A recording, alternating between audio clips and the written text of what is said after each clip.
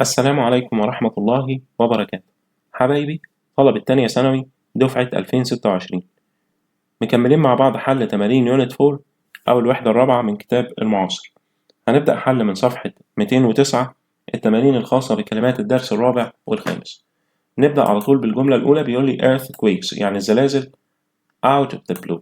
خلي بالك من التعبير out of the blue، من التعبيرات المهمة، وبما ان المنهج الجديد بيركز على الايديومز او المصطلحات او الاكسبريشنز اللي هي التعبيرات بمعانيها المختلفه، يبقى اقول لك ان انا عندي كده اكسبريشن تعبير اسمه out of the blue، ده على طول بنفس معنى suddenly، واحنا عارفين ان suddenly معناها فجأة، يبقى على طول الزلازل بتضرب فجأة، يبقى على طول بتضرب اللي هي strike الاختيار دي. واتفقنا ان الفعل strike بيجي مع الزلازل وبيجي مع الأعاصير وبيجي مع العواصف، تقدر تقول مع الظواهر الجوية يعني.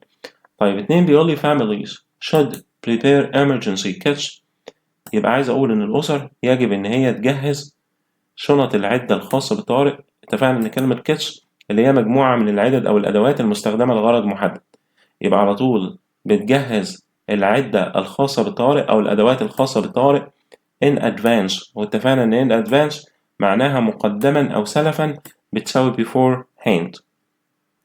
طيب 3 بيقول لي many people يعني العديد من الناس were inside their houses by the flood، يعني لما نيجي نقول بواسطة الفيضان أو بسبب الفيضان يعني، فهناك العديد من الناس اللي كانوا محتجزين أو محبوسين داخل المنازل، يبقى على طول هنروح ل trapped اللي هي الاختيار دي بمعنى محتجز أو محبوس.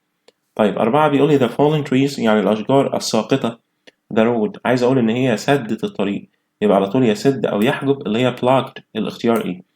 طيب 5 بيقول لي the police helped يعني البوليس ساعد في إخلاء الناس from the dangerous building من المبنى الخطير، يبقى على طول يخلي اللي هي evacuate الاختيار B. طيب 6 بيقول لي the school practices يعني المدرسة بتتدرب على إيه every term for safety من أجل السلام. تعالى نبدأ هنا كده من أجل الأمان، يبقى المدرسة بتتدرب على عملية الإخلاء، يبقى على طول the school practices and evacuation اللي هي الاختيار C. طيب نروح للجملة رقم 7، بيقول لي عمرو made A on his test but learned from it، عايز أقول إن عمرو ارتكب خطأ في الاختبار ولكن تعلم منه، يبقى على طول made a mistake اللي هي الاختيار B. 8 بيقول لي huge destroyed the forest last year، عايز أقول إيه ضخمة دمرت الفورست اللي هي الغابة العام الماضي، يبقى احنا كده بنتكلم عن الحرائق الخاصة بالغابات أو الحرائق البرية يعني، اللي هي الوايلد فايرز بمعنى حرائق الغابات أو الحرائق البرية. طيب تعال نروح بعد كده للجملة رقم 9، بيقول لي many people live in the area near the sea. خلي بالك أنا عايز أقول هناك العديد من الناس اللي هم بيعيشوا في المناطق إيه اللي بجوار البحر، يبقى على طول المناطق اللي بجوار البحر بنسميها المناطق الساحلية اللي هي الكوستال اريا أو المنطقة الساحلية. طيب تعالى بعد كده نروح للجملة رقم 10، بيقول لي محمد will his team of any changes، أنا عايز أقول إن محمد هي إيه الفريق بتاعه of any changes من أي تغييرات، أو هيعلمهم، ممكن نقول إن هو هيعلمهم of any changes بمعنى بأي تغييرات، يبقى على طول هنستبعد الاختيار الأول اللي هو reform لأنه هيديني معنى يصلح أو إصلاح، وكمان outline اللي هي الخطوط العريضة أو الخطوط الخارجية برضو ما تنفعش، وتراب بمعنى يحتجز أو فخ أو مصيدة برضو مش هتنفع، يبقى كده هنروح للاختيار اللي هو دي inform محمد will inform his team of any changes. طيب 11 بيقول لي my watch يعني الساعة بتاعتي is very to me، هي بالنسبة لي إيه because it's a gift لأن هي هدية، يبقى هي بالنسبة لي valuable يعني حاجة قيمة أو نفيسة جدا. طيب 12 بيقول لي please your application before Friday، عايز أقول من فضلك سلم الاستمارة بتاعتك أو الابليكيشن بتاعك قبل يوم الجمعة، يبقى submit الاختيار إيه بمعنى يسلم. طيب 13 بيقول لي please your valuables in a safe place، من فضلك احتفظ بالأشياء القيمة اللي هي ال valuables in a safe place في مكان آمن، يبقى على طول keep بمعنى احفظ، please keep your valuables. طيب 14 بيقول لي please check every before submitting your report، من فضلك check يعني راجع كل تفصيلة قبل ما تسلم الريبورت اللي هو التقرير. يبقى check every detail اللي هي الاختيار B. طيب تعال نروح لصفحة 210 الجملة رقم 15 بيقول لي raising about fire safety is very important.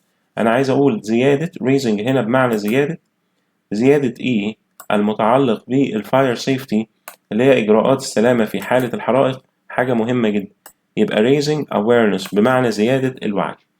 16 بيقول لي ريم her bag with food and water for the trip.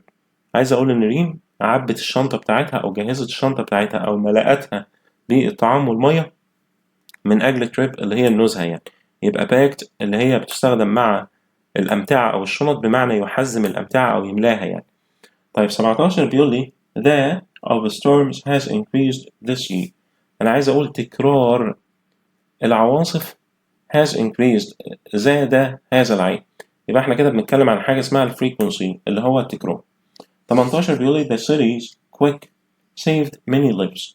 عايز أقول إن الاستجابة السريعة للمدينة أنقذت العديد من الأرواح. يبقى الاستجابة أو الرد اللي هي response الاختيار إيه. 19 بيقول لي the dry increases the risk of wildfires. عايز أقول إن الموسم الجاف بيزيد من خطورة حرائق الغابات. يبقى على طول the season dry season بمعنى موسم الجفاف. 20 بيقول لي the fire 10 houses in our neighborhood. أنا عايز أقول إن الحريق دمر 10 منازل في الحي أو المجاورة بتاعتنا. يبقى على طول destroyed اللي هي الاختيار C. 21 بيقول لي the flood last year يعني الفيضان بتاع العام الماضي was the worst for the city. يبقى كان أسوأ كارثة على المدينة. يبقى disaster اللي هي الاختيار D. 22 the old wooden bridge يعني الكوبري الخشبي القديم ده was after the storm. عايز أقول اتدمر بعد العاصفة. يبقى على طول was damaged اللي هي الاختيار A. 23 بيقول لي the police found at the scene of the crime. البوليس عثر على إيه أو وجد إيه في موقع الحادث. the scene of the crime اللي هو موقع الجريمة. يبقى على طول evidence. البوليس وجد evidence وخلي بالك اسم غير معدود. evidence بمعنى دليل ده اسم غير معدود. لو انت عايز بقى كلمة دليل اللي هي كاسم معدود هتبقى clue اللي هي CLUE. طيب 24 بيقول لي the team had a session to solve the problem. يعني الفريق عمل جلسة لحل المشكلة. نقدر نقول على الجلسة دي اللي هي جلسة عصف ذهني أو إثارة للأفكار يعني أو طرح ومناقشة الأفكار المختلفة اللي هي brainstorming الاختيار دي. طيب 25 بيقول لي the title of your report يعني العنوان بتاع التقرير بتاعك should be in the heading. يبقى على طول العنوان بيتحط في الهيدنج اللي هي المكان المخصص للعنوان. طيب 26 بيقول لي there is of clean water after the disaster. بعد الكارثة يبقى فيه قلة أو ندرة للمياه النظيفة. يبقى lake اللي هي الاختيار B. 27 بيقول لي this new phone يعني التليفون الجديد ده أو الهاتف الجديد ده has a great for taking photos. يبقى عايز أقول فيه ميزة عظيمة أوي خاصة بالتقاط الصور. يبقى أحد المميزات اللي هي feature الاختيار C. طيب 28 بيقول لي use A استخدم A when the power goes out at night. لما الكهرباء تقطع بالليل يبقى على طول use a flashlight اللي هي الاختيار E. طيب تعالى نروح للجملة رقم 29 بيقول لي we use like can't in informal writing. بنستخدم مثال عليه can't في الكتابة الغير رسمية. يبقى احنا كده بنستخدم حاجة اسمها الcontractions اللي هي بتدل على اختصارات يعني. يبقى can't استخدام البوسيسيف أو استخدام الأبوستروفي بنستخدم الاختصارات دي في اللغة الغير رسمية لكن في اللغة الرسمية مش بتستخدم اختصارات. يبقى على طول كده احنا بنستخدم الاختصارات اللي هي contractions الاختيار C. طيب 30 بيقول لي زينب lost hair in the fire. أنا عايز أقول إن زينب فقدت كل مدخراتها أو فقدت كل ممتلكاتها في الحريق. يبقى على طول الممتلكات اللي هي belongings الاختيار D. طيب تعال نروح بعد كده للميني تيست رقم 1 في صفحة 211 على الديفينيشنز أو التعريفين. نبدأ على طول بالجملة الأولى بيقول لي means happening before something else يعني حاجة بتحصل قبل حاجة تانية or before the expected time أو قبل الوقت المحدد.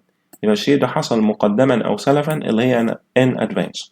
طيب 2 بيقول لي means impossible to move شيء من المستحيل تحريكه or pass through أو حتى تمريره من مكان because something is in the way لأن في شيء بيسد الطريق. يبقى ده كده على طول الشيء ده بنقول عليه blocked اللي هي بمعنى محتجز أو مغلق أو مسدود يعني. طيب 3 بيقول لي means unable to escape معناها إنك غير قادر على الهرب from a place or a situation سواء من مكان أو من موقف. يبقى أنت كده محتجز اللي هي trapped الاختيار دي. طيب 4 is to hit something hard or suddenly إنك تصدم شيء بقوة أو تضرب شيء بقوة أو فجأة. يبقى على طول strike اللي هي الاختيار B. 5 بيقولي is to move people يعني إنك بتنقل الناس from a dangerous place to a safe one من مكان خطير إلى مكان آمن. يبقى أنت كده بتعمل فعل اسمه evacuate اللي هي يخلي الاختيار C. طيب تعال نروح لصفحة 212 الميني تيست رقم 2 على الديريفاتيفز أو المشتقات. الجملة الأولى بيقولي after the hurricane بعد الإعصار the area became completely أنا عايز أقول إن المنطقة أصبحت خالية تماما. completely كظرف بيان درجة على طول بيتبع بصفة. طيب الصفة اللي تديك معنى خالي أو تم إخلاؤه فعليا اللي هي evacuated الاختيار دي. طيب 2 بيقولي if a disaster the city عايز أقول لو في كارثة ضربت المدينة everyone must follow the plan كل الناس لازم تمشي على الخطة. طب أنا عندي كلمة disaster كفاعل مفرد يبقى على طول هناخد الفعل strike ونضيف له اس اللي هي الاختيار B. احنا هنا عايزين فعل فهناخد فعل B strikes مع الفاعل المفرد. طيب 33 بيقول لي illegal of birds is a problem الاحتجاز الغير قانوني للطيور مشكلة في بعض المناطق. يبقى احنا كده بنتكلم عن illegal trapping اللي هو بمعنى الاحتجاز أو الاصطياد يعني هي هنا مستخدمة أكتر بمعنى الصيد الغير شرعي. 4 بيقولي that was finished quickly by trained members عايز أقول إن عملية الإخلاء تم تنفيذها بسرعة أو تم الانتهاء منها بسرعة بواسطة trained members يعني مجموعة من الأفراد المدربين. يبقى على طول the evacuation اللي هي عملية الإخلاء. 5 بيقولي the animal was caught يعني الحيوان تم اصطياده يبقى in a trap في فخ أو مصيدة. 6 بيقولي the building was damaged يعني المبنى اتدمر and people were inside والناس كانت محتجزة بداخله. يبقى على طول trapped بمعنى محتجز. طيب 7 بيقولي the city will the road for repairs أنا عايز أقول إن المدينة هتقفل الطريق من أجل الإصلاحات الأسبوع اللي جاي. يبقى أنت كده عايز الفعل في المصدر يبقى block اللي هي الاختيار B أو الاختيار AS. طيب 8 بيقولي the firefighters يعني رجال الإطفاء managed to نجحوا في إن هم يخلوا الناس قبل وصول الفيضان. يبقى عايز فعل في المصدر evacuate اللي هي الاختيار A بمعنى يخلي. 9 بيقولي the highway was يعني الطريق السريع كان إيه بواسطة الأشجار الساقطة. يبقى أنت عايز صفة بمعنى مسدود يبقى was blocked اللي هي الاختيار D. طيب الجملة رقم 10 بيقولي the new law يعني القانون الجديد had a effect on the school rules أنا عايز أقول إن القانون الجديد كان له تأثير قوي أو مؤثر على القواعد المدرسية. يبقى على طول الصفة اللي تديك معنى قوي أو مؤثر بشكل لافت للنظر اللي هي striking الاختيار C. طيب 11 بيقولي the storm caused يعني العاصفة سببت يبقى على طول انسداد أو إعاقة on the main road. يبقى أنت كده عايز اسم بمعنى إعاقة أو انسداد. يبقى على طول اللي هي البلاكيج الاختيار أو البلاكيج الاختيار B بمعنى الإعاقة يعني أو سد الحركة أو شلة. طيب تعال نروح للميني تيست رقم 3 على الكاليكيشنز أو المتلازمات. بيقولي في الجملة الأولى after the drill بعد التدريب اللي حصل the trainees يعني المتدربين will report on their أو to their trainer عايز أقول إن هم هيسلموا تقرير إلى الترينر اللي هو المدرب بتاعهم. يبقى على طول submit اللي هي الاختيار B submit a report بمعنى يسلم تقرير. طيب الجملة رقم 2 بيقولي after the earthquake بعد الزلزال engineers will the impact on the city roads عايز أقول إن المهندسين هيفحصوا الأثر اللي حصل على طرق المدينة. يبقى على طول examine the impact بمعنى يتفحص الأثر. طيب 3 بيقولي at the start of the meeting في بداية الاجتماع the principal يعني المدير well the purpose عايز أقول إن هو هيعلن عن الغرض أو هيبين الغرض من القوانين أو القواعد الجديدة. يبقى على طول state the purpose. state متفقين بتيجي كverb بمعنى يصرح أو هيوضح الغرض يعني. طيب تعالوا نروح للجملة رقم 4. بيقول لي brave people يعني ناس شجعان بيواجهوا الكوارث with courage بشجاعة، يبقى face اللي هي يواجه الاختيار C. طيب 5 بيقول لي if you see danger يعني لو انت شفت الخطر you must action at once يبقى لازم تتصرف في الحال. يتصرف اللي هي take action الاختيار دي. طيب 6 بيقول لي it's important من المهم to apply before emergency happens من المهم انك تضع خطة قبل حدوث الحالات الطارئة، يبقى make a plan اللي هي الاختيار B. طيب 7 بيقول لي safety officers يعني ضباط السلامة advice to families يعني بيقدموا النصائح إلى الأسر قبل موسم الفيضان، يبقى على طول provide advice يعني يقدم النصيحة.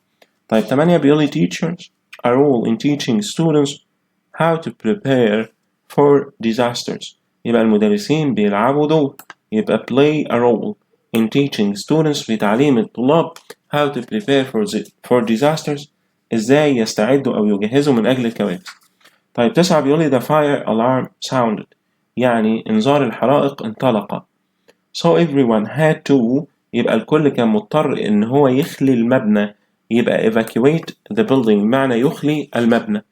طيب نروح للجملة رقم 10 في صفحة 214. بيقول لي the hurricane يعني الإعصار will the town tomorrow so stay safe يبقى الإعصار هيضرب المدينة hit the town اللي هي الاختيار دي، وقلنا hit هنا بمعنى strike. طيب 11 بيقول لي the news helps people يعني الأخبار بتساعد الناس، يبقى على طول stay informed يعني يفضلوا على اطلاع about possible disasters أو على دراية بالكوارث المحتملة. طيب 12 بيقول لي when a disaster everyone must act fast يبقى لما العاصفة أو لما الديزاستر اللي هي الكارثة بتضرب يبقى strikes الاختيار C. everyone must act fast يعني كل الناس لازم تتصرف بسرعة. طيب تعالى نروح للميني تيست رقم 4 في نفس الصفحة اللي هي 214 على السينونيمز والانتونيمز المرادف والمضاد. الجملة الأولى بيقول لي the verb evacuate. evacuate احنا متفقين إن هو بمعنى يخلي، محتاجين الانتونيمز يعني الكلمات اللي هي تديني مع مضاد يخلي، يبقى على طول occupy اللي هي كانت في unit 1 لما قلنا إن Egypt occupies a unique position يعني مصر بتحتل مكانة فريدة من نوعها، يبقى occupy بمعنى يشغل أو يحتل. وكمان ممكن نروح لfill اللي هي الاختيار C بمعنى يملأ. طيب 2 بيقول لي evacuate is to remove يعني الverb evacuate اللي هو بمعنى يخلي زي بالنسبة للverb remove اللي هو بمعنى يزيل، يبقى الاتنين مرادفات. زي الصفة plugged مع الصفة يبقى على طول مسدود أو منغلق اللي هي closed الاختيار C الاختيار D و abstracted الاختيار B. طيب 13 أو 3 بيقول لي in advance يعني مقدما، المرادف بتاعها اتفقنا in advance قلنا المرادف بتاعها beforehand اللي هي الاختيار E و prior الاختيار C بمعنى مقدما يعني. طيب تعالى نروح للجملة رقم 4 بيقول لي strike اللي هي يضرب ممكن نستبدلها بإيه؟ احنا اتفقنا ممكن hit وكمان ممكن crash اللي هي يضرب أو يصدم وكمان ممكن affect اللي هي الاختيار D. طيب تعالى نروح لصفحة 215. الجملة رقم 5 بيقول لي the adjective الصفة trapped اللي هي معناها محتجز، مضادها إيه؟ يبقى على طول مضادها حر اللي هي free، وكمان escaped برضو تديك معنى حر. طيب تعالى نروح أو هارب يعني escaped ممكن تديك معنى حر بمعنى هارب يعني. طيب 6 بيقول لي if the meeting is in advance يعني لو الاجتماع هيحصل مقدما، فالexpression ده معناه إيه؟ يبقى earlier و ahead of time يعني قبل وقته. طيب 7 بيقول لي if you have to evacuate لو أنت مضطر للإخلاء a building during a fire يعني إنك تخلي مبنى أثناء الحريق، يبقى you have to يبقى على طول أول حاجة empty اللي هي تديك معنى evacuate بمعنى يخلي، وكمان ممكن تروح withdraw اللي هي الاختيار دي تديك برضو معنى ينسحب من مكان أو يخليه يعني. طيب 8 بيقول لي the word plugged كلمة plugged اللي هي مسدود أو منغلق يعني عكسها إيه؟ يبقى خلي بالك ممكن تبقى clear بمعنى خالي clear بتيجي بمعنى واضح وبتيجي بمعنى خالي، وممكن تبقى open بمعنى مفتوح.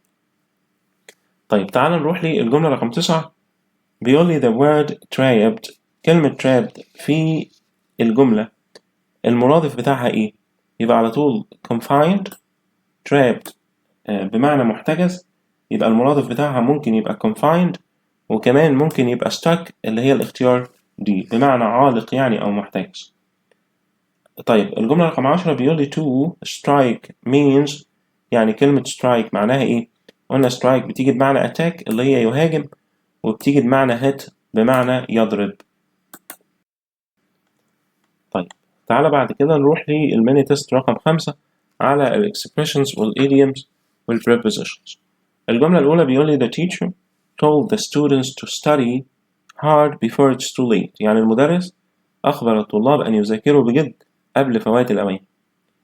التعبير بقى اللي هو before it's too late اتفقنا معناه قبل فوات الأوان، يبقى هو طلب منهم do something soon not delay، يعني يفعلوا شيء قريبا ويبتعدوا عن التأجيل، يعني عاجلا وليس آجلا. طيب الجملة رقم 2 بيقول لي you should always wear your seat belt. يعني لازم دايما تلتدي أو ترتدي حزام المقعد. better safe than sorry. يعني اللي هو بنقول كده better safe than sorry ممكن نترجمها وكأنها الوقاية خير من العلاج، أو السلامة خير من الندامة. طيب تعال نروح نقول التعبير ده بيساوي إيه. يبقى على طول it's wise to be careful to avoid problems later. من الحكمة إنك تبقى حريص عشان تتجنب المشكلات اللاحقة. طيب تعال نروح لحروف الجر بالجملة رقم 3 في صفحة 216. بيقول it's wise to learn، يبقى يتعلم من الأخطاء، يبقى learn from اللي هي الاختيار B. طيب 4 we must prepare. قلنا prepare اللي هي يستعد بتاخد حرف الجر forward اللي هي الاختيار C. طيب 5 بيقول لي if you arrive early، لو وصلت مبكرا you might have to wait، يبقى هينتظر wait بتاخد حرف الجر فوق wait for them، يبقى هتنتظرهم to open the door عشان يفتحوا لك الباب. طيب 6 بيقول لي the engineer wants to apply his knowledge. المهندس عايز يطبق المعرفة اللي عنده على المشروع الجديد، يبقى على طول apply بمعنى يطبق. خلي بالك apply لما بتيجي بمعنى يتقدم بطلب وظيفة بتاخد فور، لما بتيجي بمعنى بيطبق شيء أو فكرة على مشروع ما يبقى apply something to something، يعني بيطبق هنا بيطبق knowledge المعرفة to the new project أو to this new project على هذا المشروع الجديد. طيب كده نكون انتهينا من حل تمارين الكلمات الخاصة بالدرس الرابع والخامس. ادعمنا بلايك للفيديو واعمل اشتراك في القناة. استنانا ان شاء الله في الفيديو اللي جاي هنحل مع بعض الجزء المتعلق بالسكيلز او المهارات.